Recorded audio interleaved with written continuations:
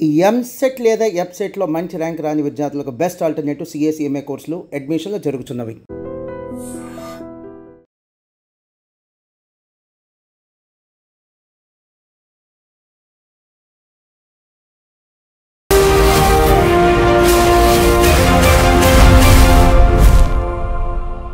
నమస్తే, welcome to I dream social spotlight with కవిత.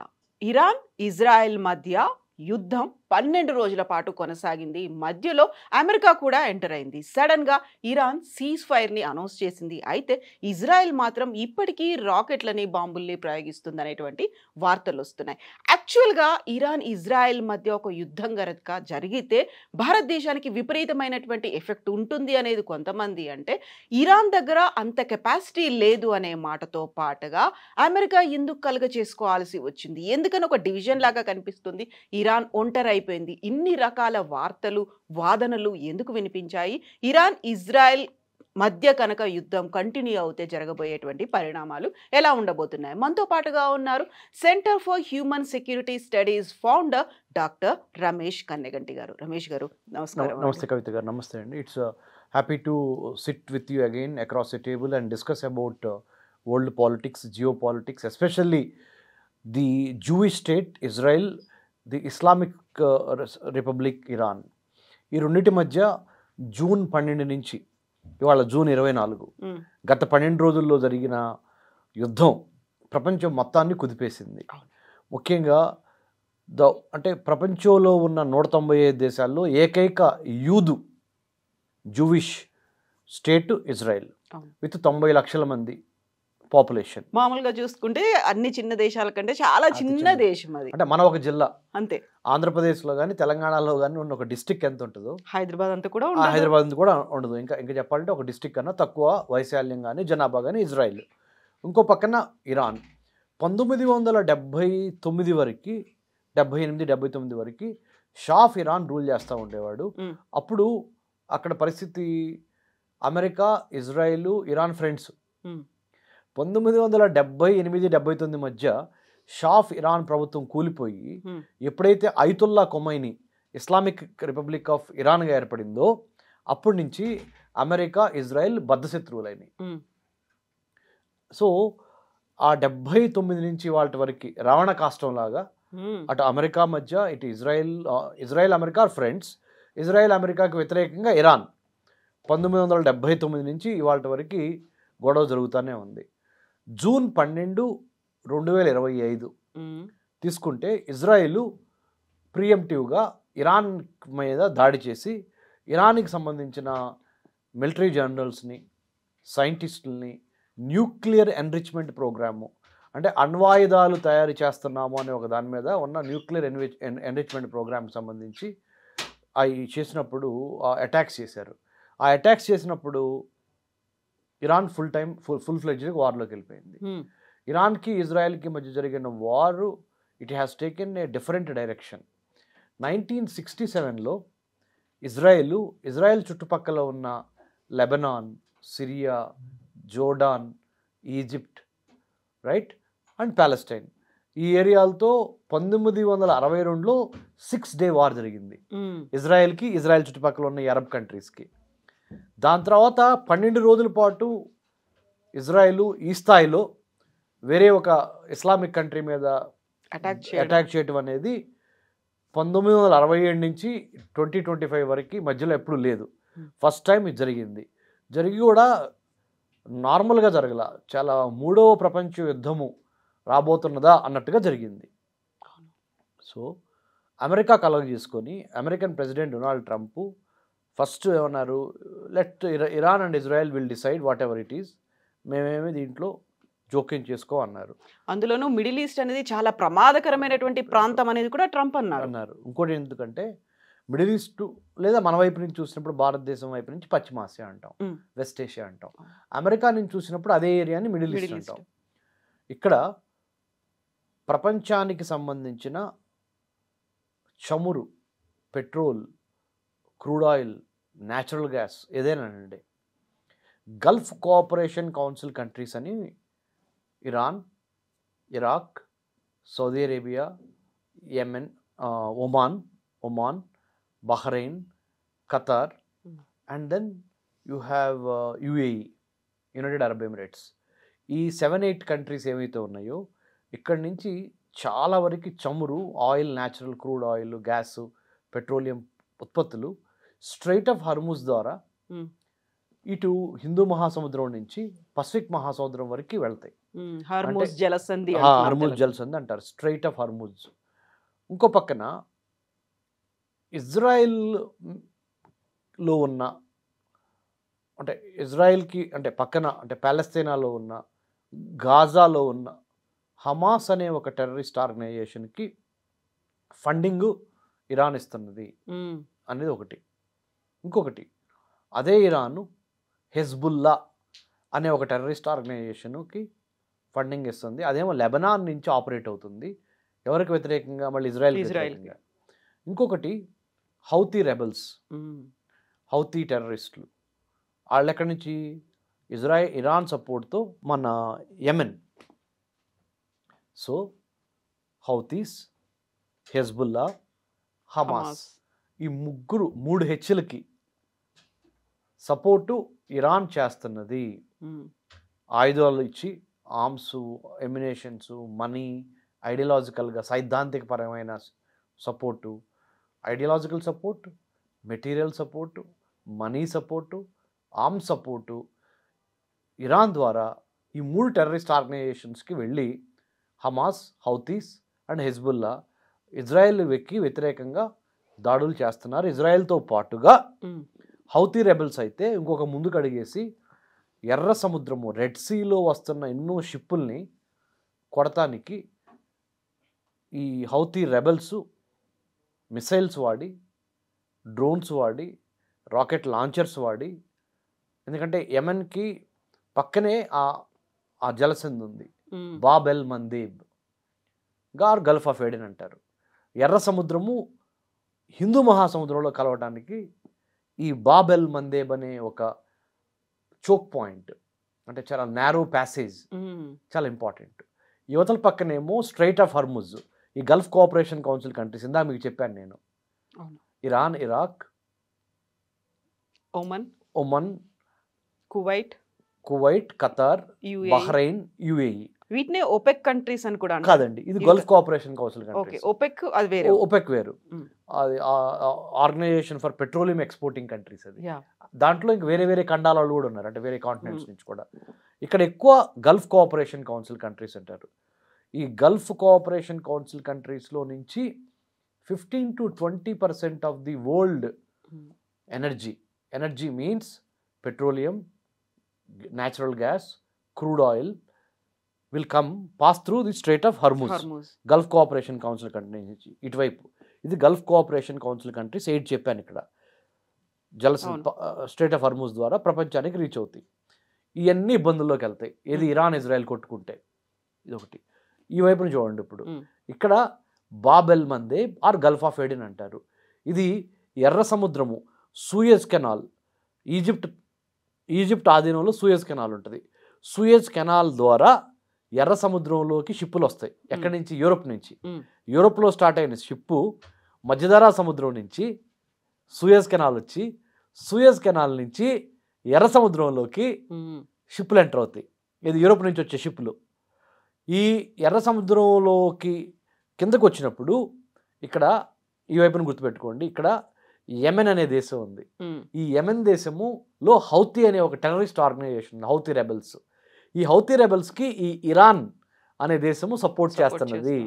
కాబట్టి ఈ హౌతీ రెబెల్స్ ఈ ఎర్ర సముద్రంలో వస్తున్న ఫ్రాన్స్కి సంబంధించిన షిప్పులు, యునైటెడ్ కింగ్డమ్కి సంబంధించిన, అంటే ఇంగ్లాండ్కి సంబంధించిన షిప్పులు, యుఎస్ఏకి సంబంధించిన షిప్పులు కానీ, ఇజ్రాయెల్కి సంబంధించిన షిప్పులు కానీ, వాటన్నిటిని మిసైల్స్ ద్వారా ఈ హౌతీ రెబెల్స్, యెమెన్లో ఉన్న హౌతీ రెబెల్స్ కొడుతున్నారు.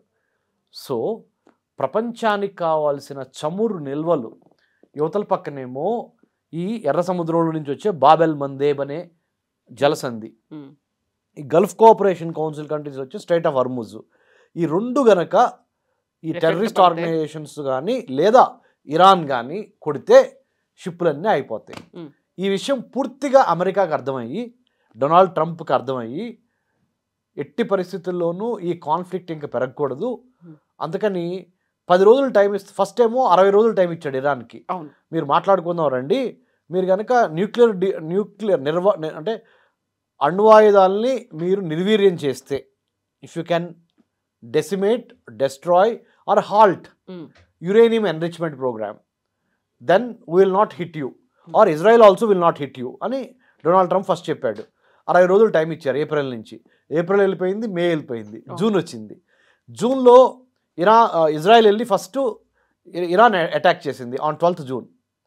ఇవాళ 24th జూన్ 2025 మనం మాట్లాడుతున్నాం.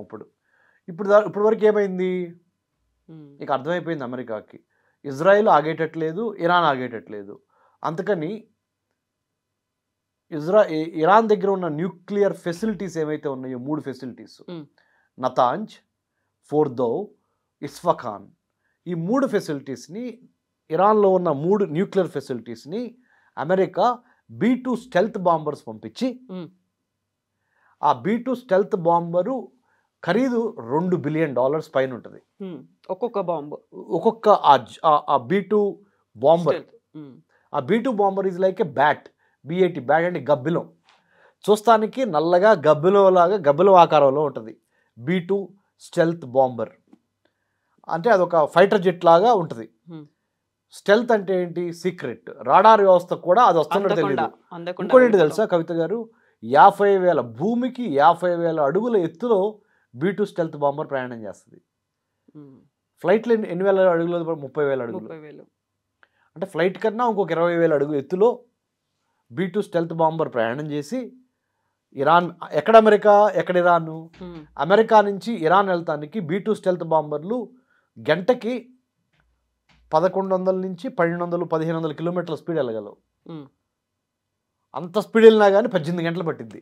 మధ్యలోని ఫ్యూలింగ్ కూడా రీఫ్యూలింగ్ చేసుకొని మళ్ళీ ఎక్కడ ఆగకుండా వైట్ మ్యాన్ ఫీల్డ్ అనే ఒక ఏరియా నుంచి అమెరికాలో, అంటే అక్కడ కమాండ్ కంట్రోల్ సెంటర్ ఏర్పాటు చేసుకొని డొనాల్డ్ ట్రంప్ గారు, president of the United States, secretary of state Marco Rubio గారు, secretary of defence Peter Hegseth గారు, national security adviser of United States of America, chief of staff Dan, all of them they sat together in a situation room.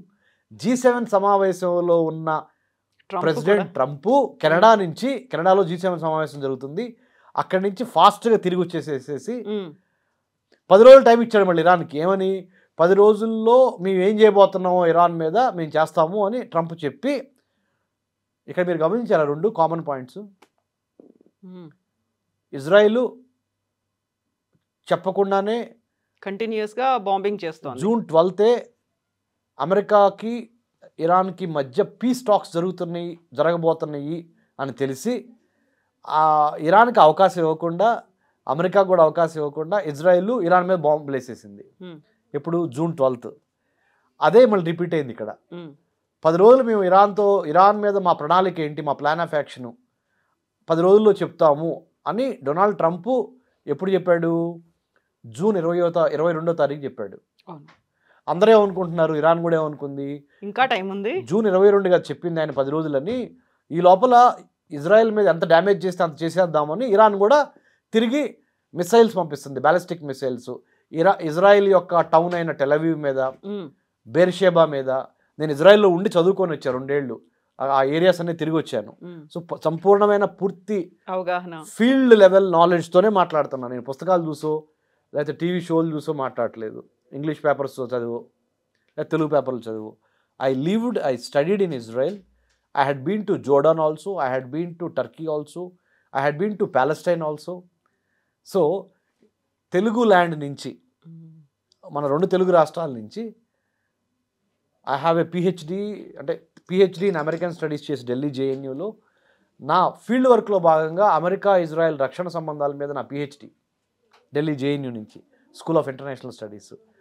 అక్కడి నుంచి 1 year పాటు పిహెచ్డిలో 5 years ప్రోగ్రాంలో 1 year మొత్తము America Israel మధ్య రక్షణ సంబంధాలు, వాళ్ళిద్దరు ఎందుకు అంత క్లోజ్ పార్ట్నర్సు, జూయిష్ లాబీ ఎందుకు అంత పవర్ఫుల్ అనే దాని మీద పిహెచ్డి చేస్తున్న సందర్భంలో 1 year ఇజ్రాయెల్ పక్కన ఉన్న పాలెస్టైనా, ఇంకో పక్కన ఉన్న జోర్డాను, ఇంకో పైన ఉన్న టర్కీ, ఇవన్నీ తిరిగి వచ్చా. నేను మీకు ఐ డ్రీమ్లో మీతో కూర్చొని మీరు కూడా అమెరికాలో ఇంటర్నేషనల్ విజిటర్ లీడర్షిప్ ప్రోగ్రామ్ మీరు చేశారు, నేను చేశాను IVLP. సో మన ఇద్దరం IVLP ఫెలోస్ కాబట్టి మనం ఏదో హియర్సే కాదు, ఓన్లీ ఇక్కడి నుంచి రాదు. It is subject has been ingrained, field level knowledge has been ingrained.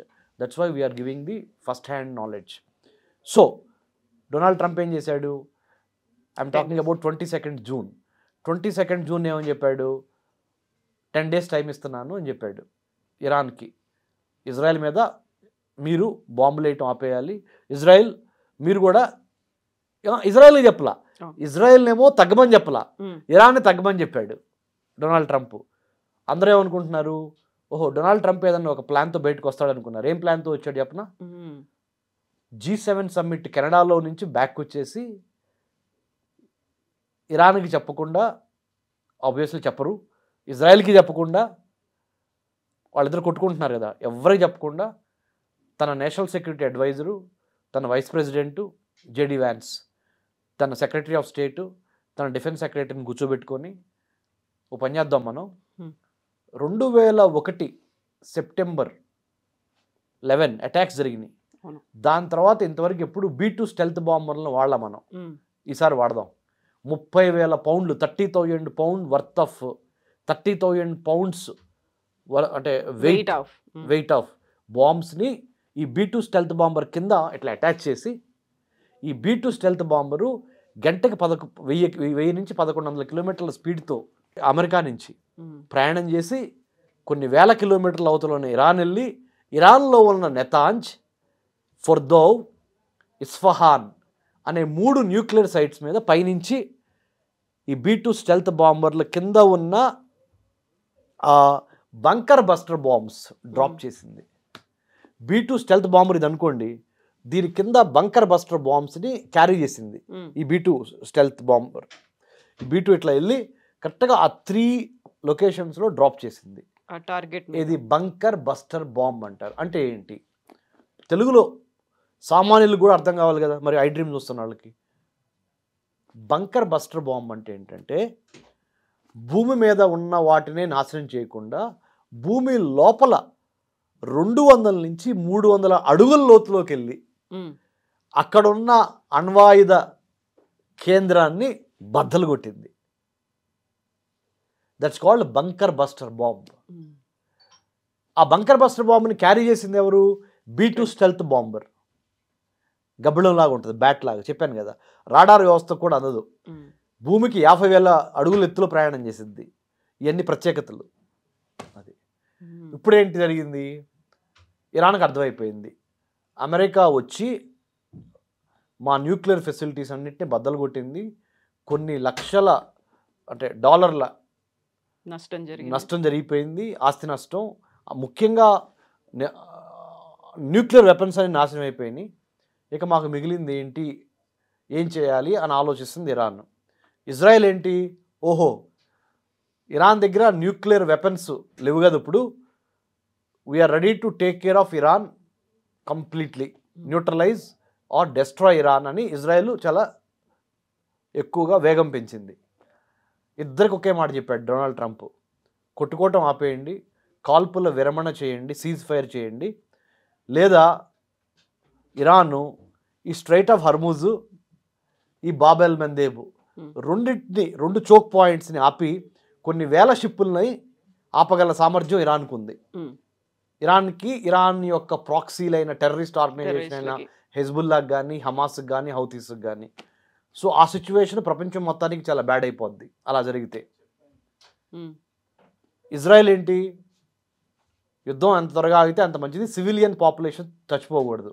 ఎందుకంటే Israel is a small country. Israel ఎన్ని వేల కోట్లైనా పోగొట్టుకుంటుంది, కానీ ఇజ్రాయెల్ ఈ పౌరులను పోగొట్టుకుంది అనుకో, ఇజ్రాయెల్కి అమితమైన నష్టం జరుగుద్ది. ఎందుకంటే అతి చిన్న తక్కువ జనాభా ఉన్న దేశం, 90 లక్షల మంది జనాభా ఇజ్రాయెల్ జనాభా, రైట్?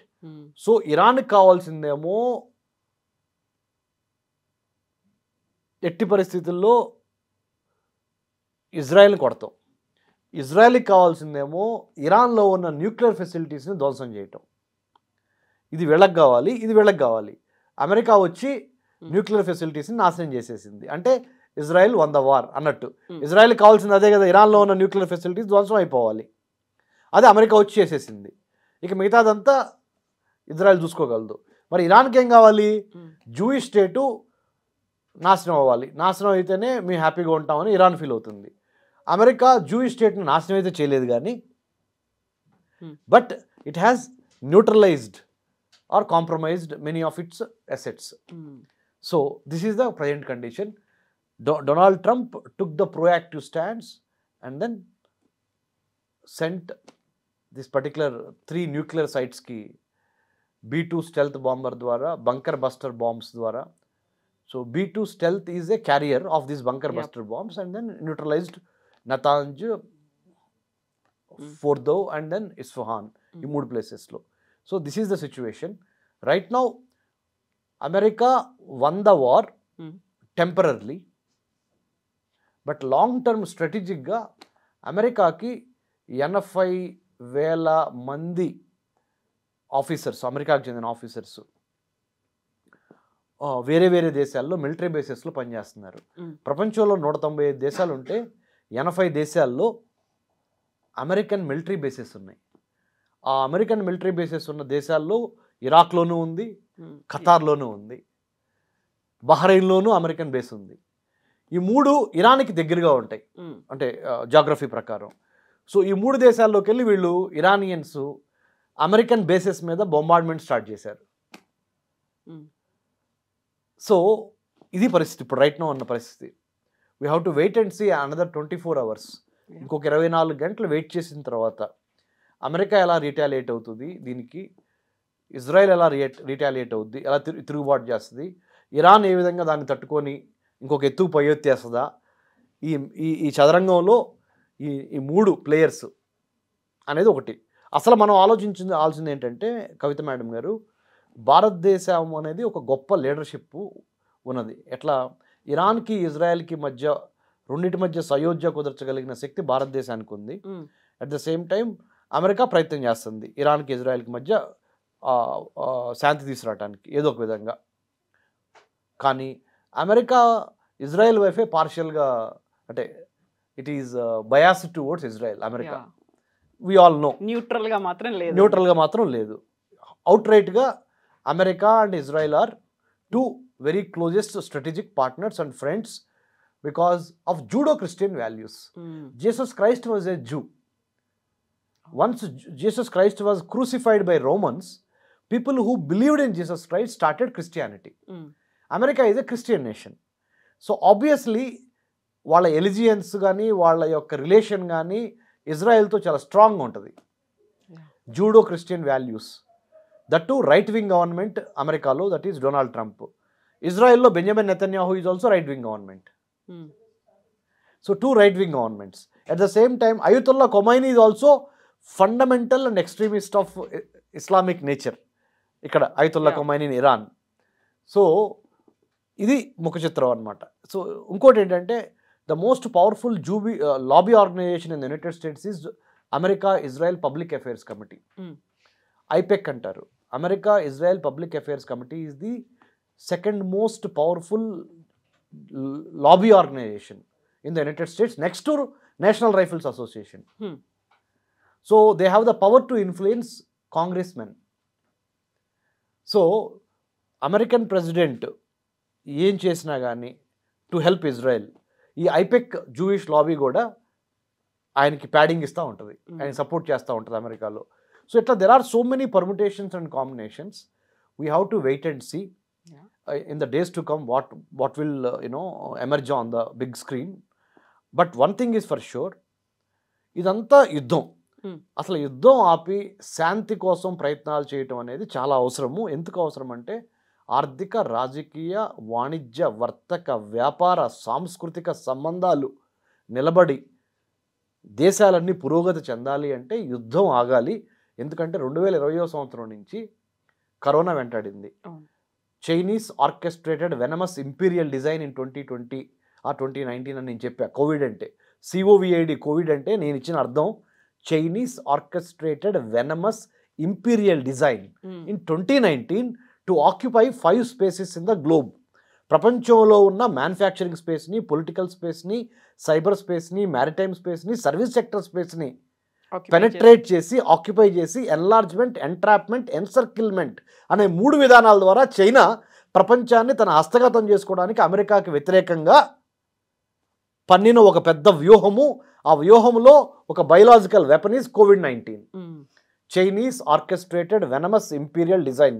తెలుగులో చెప్పాలంటే చైనా యొక్క కుట్రపూరిత, విషపూరిత సామ్రాజ్యవాద చట్టం. ఆ చట్టాన్ని వాడి ఎన్లార్జ్మెంట్, ఎంట్రాప్మెంట్, ఎన్సర్కిల్మెంట్ ద్వారా ప్రపంచంలో ఉన్న ఆఫ్రికాని, ఏషియాని, యూరోప్ని, అమెరికాని కూడా ఇబ్బంది పెట్టే కార్యక్రమము చైనా చేస్తున్నది, ఇంక్లూడింగ్ ఇండియాని, మన హిందూ మహాసముద్రంలో కూడా. రైట్? దీన్ని ఎదుర్కోవడం కోసం మనం ఏం చేసాం? India middle east economic corridor పెట్టాం, బెల్ట్ అండ్ రోడ్ ఇనిషియేటివ్కి వ్యతిరేకంగా.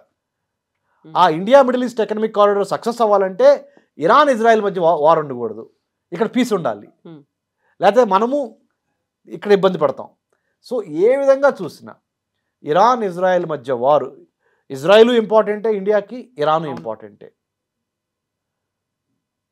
ఎందుకంటే ఇంకా India is not a energy independent country, we're energy dependent country. అంటే మనకు కావాల్సిన పెట్రోల్ కానీ, సహజ వాయువులు కానీ, క్రూడ్ ఆయిల్ కానీ we have been importing from many countries, Russia నుంచి, ఇరాన్ నుంచి, గల్ఫ్ కోఆపరేషన్ కౌన్సిల్ కంట్రీస్ నుంచి. So any instability in the Gulf Cooperation Council countries will ultimately lead to the destabilization of the global trade. ప్రపంచంలో 70% of the global trade happens to maritime trade. ప్రపంచంలో 70% trade maritime trade, అంటే షిప్పుల ద్వారా, మహాసముద్రాల ద్వారా. So ఇన్ని there are so many things అండి, there are so many things to watch out for. So ఇప్పటికి cease fire announce చేశారు కాబట్టి అంత కూల్గా ఉంటుంది, అక్కడ ఏదో ప్రశాంతత వచ్చింది అనుకోవడానికి లేదు. తాత్కాలిక రిలీఫే ఇది, అంటే వెరీ టెంపరీ రిలీఫ్. బట్ అమెరికాని వెంటాడుతా ఇరాన్ వదలదు, అమెరికాని వదలదు. అలానే ఇజ్రాయెల్ కూడా ఇరాన్ని వదలదు, ఎందుకంటే there are many permutations and combinations. ఇంకొక 24 hours 48 hours తర్వాత ఈ సీజ్ ఫైర్ ఎంతవరకు సక్సెస్ఫుల్ అయింది అంటే, కాల్పుల విరమణ చేసుకోండి అని ఇద్దరిని కూర్చోబెట్టి ఇరాన్, ఇజ్రాయెల్, అమెరికా చెప్పింది. ఓకే మేము చేస్తామని చెబుతారు, కానీ చెప్పేదానికి చేసేదానికి, వర్డ్స్కి డీడ్స్కి మధ్య ఆ బ్యాలెన్స్ ఉందా లేదా? వాక్ ద టాక్ అంటే ఏంటి? చెప్పింది చేస్తున్నారా, లేదా చెప్పేది ఒకటి చేసేది ఒకటే? వేసి చూడాలి మనం. సో ఇంకొక ఎపిసోడ్లో, ఇంకొక నెక్స్ట్ పార్ట్ బిలో మీరు అనుమతిస్తే, మన ప్రేక్షకులకి మనం మాట్లాడింది నచ్చితే తప్పనిసరిగా ఆ అనాలిసిస్ మళ్ళీ ఇంకొక 48 hours తర్వాత మళ్ళీ ఇద్దాం madam. Sure, to be continued అన్నట్టుగా యుద్ధం కూడా అలాగే ఉంది కాబట్టి మనం కూడా ఫైనల్ గా చెప్పలేం ఎగ్జాక్ట్లీ 3వ ప్రపంచ యుద్ధం అవుతుందా, లేకపోతే మిగతా దేశాల మీద ఇంపాక్ట్ ఎలా ఉంది. ఇప్పటికి కూడా అక్కడ న్యూక్లియర్ స్పేసెస్ మీద అటాక్ చేశారని చెప్పినప్పుడు కూడా 400 టన్నుల యురేనియం నిల్వల్ని ఇరాన్ అక్కడి నుంచి తరలించేసింది అనేది అక్కడ ఇంకా కన్ఫర్మ్డ్ గా రావట్లేదు. అమెరికా ఇంకేం చెప్పలేదు, ఏం జరుగుతుంది, అటామిక్ ఎనర్జీ ఏజెన్సీ ఏం చెప్పాలి, అది కూడా చూడాలి. యునైటెడ్ నేషన్స్ సెక్యూరిటీ కౌన్సిల్ ఏం చేస్తుంది, ఇది వీళ్ళిద్దరి మధ్య గొడవ తగ్గించడానికి.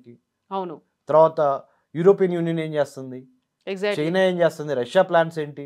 ఆల్రెడీ అక్కడ ఉన్నటువంటి అమెరికా అక్కడ ఉన్న ఎంబసీసో లేకుంటే వాళ్ళ ప్లేస్ల మీదనేమో వీళ్ళు కూడా అటాక్ చేయడం స్టార్ట్ చేశాడు. కాబట్టి కవిత మేడం గారు, మనకి చదరంగం చెస్ ఎట్లానో, చెస్లో పావులు, ఎత్తులు, పై ఎత్తులు ఎలానో ప్రపంచ రాజకీయాలు కూడా అంతే.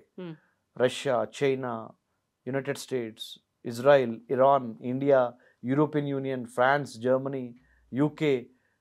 సో ఇన్ని ఈ రాజకీయ చదరంగంలో జియో పాలిటిక్స్, స్ట్రాటజీ, సెక్యూరిటీ ఏమవుతుంది అనేది ఇమ్మీడియట్ గా అటాక్ చేస్తారా, డెసిషన్స్ తీసుకుంటారా, లేకుంటే ఆచితూచి మెల్లిగా అంతా సైలెంట్ అయిన టైంలో అటాక్ చేస్తారా అనేది. కానీ ఒక్కటి మాత్రం చెప్పగలను కవిత మేడం, మన ఇండియా, మన భారతదేశం is the best. Hindus, Muslims, Christians ఎవరైనా కానీ కలిసి సహజీవనం మనం ఇక్కడ చేస్తా, కలిసికట్టుగా కో ఎగ్జిస్టెన్స్, చక్కటి రోల్ మోడల్ ఇండియా. ప్రపంచంలో అన్ని దేశాలు భారతదేశం నుంచి చూసి నేర్చుకోవాలి. మతపరమైన, సాంస్కృతిక పరమైన డిఫరెన్సెస్ ఉన్నాయే కానీ గొడవలు లేవు. రైట్? ఎవరి ధర్మం వాళ్ళు పాటిస్తున్నారు, ఎవరిది వాళ్ళు చూసుకుంటున్నారు. అన్ని సిటీల్లో కొన్న గొప్ప సిటీ హైదరాబాద్ సిటీ. ఎందుకు చెప్పను? హిందూ, ముస్లిం, క్రిస్టియన్ సెక్యులర్గా ఉంది ఇక్కడ. So Iran, Israel will have to learn from Hyderabad. World, America will have to learn from India. The whole world 21వ శతాబ్దంలో అసలు సిసలైన మొగాడు మొనగాడు భారతదేశం. ఎందుకు? అందరినీ కలుపుకొని అందరికీ అవకాశం ఇచ్చి అన్ని మతాలు కులాలు ప్రాంతాలు వేరైనా కలిసి ఎలా బతకాలి అని చెప్పగలిగిన ట్రాక్ రికార్డ్ ఉన్న ఏకైక country in the world affairs is Bharat.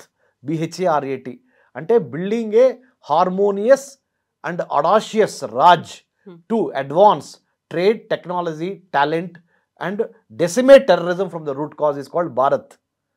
So ప్రపంచ నాయకత్వ పగ్గాలు చేపట్టగలిగిన దమ్ము ధైర్యము ట్రాక్ రికార్డు హిస్టరీ చరిత్ర ఒక్క భారతదేశానికి మాత్రమే ఉంది. So Iran, Israel, America, they all will have to learn from India. Yes, and thank you so much for your definitions and message to countries. And thank you so much. Jai Hind and thank you. నిజంగా ప్రస్తుతం ఉన్నటువంటి సమాజం దేనికి priority ఇస్తుంది? ఆర్థిక సంబంధాల చుట్టూ మాత్రమే తిరుగుతుంది. మళ్ళీ ఎన్నికలంగానే చాలా విరక్తి కలుగుతుంది. మంచి అనిపిస్తుంది కదా, లేడీస్ కూడా ఛాలెంజింగ్ జాబ్స్ చేసినప్పుడు చాలా బాగుంటది. ట్రాఫిక్ అసిస్టెంట్స్ గా నియమించిన ట్రాన్స్జెండర్స్ అందరితో సాల్యూట్ చేయించుకుంటున్నారు. ఫుడ్ డెలివరీ ఇవ్వటానికి వెళ్ళినటువంటి డెలివరీ బాయ్ అనిల్ పై కళ్ళ ముందు